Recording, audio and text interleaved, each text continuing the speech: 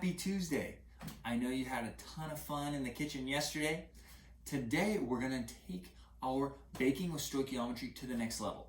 And so if you look here, what we're going to be doing is doing some calculations, just like when we convert moles of something to moles of something else using our balanced chemical equation. Today we're going to be using our balanced ingredients list to convert from teaspoons of cinnamon to teaspoons of salt or something like that.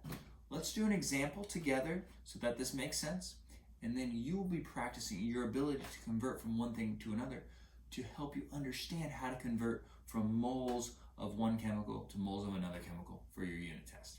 Okay, so the example question says that you have 4 teaspoons of salt, and we need to figure out how many teaspoons of baking soda do we need to add to keep the ratio of salt to baking soda the same. So here's what we would do. We start with the number that's given. So I'm going to start with 4 teaspoons of salt.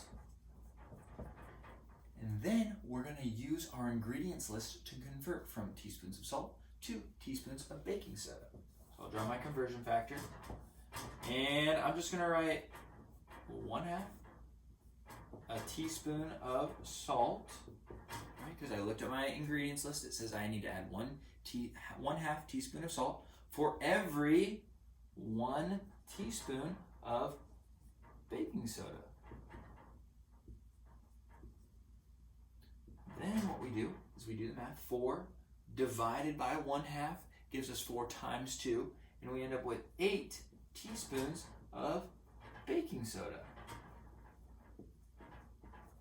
So there we just did stoichiometry with our ingredients. You'll be doing that a few more times as example problems. And then tomorrow's the day we'll be making our sweet treats.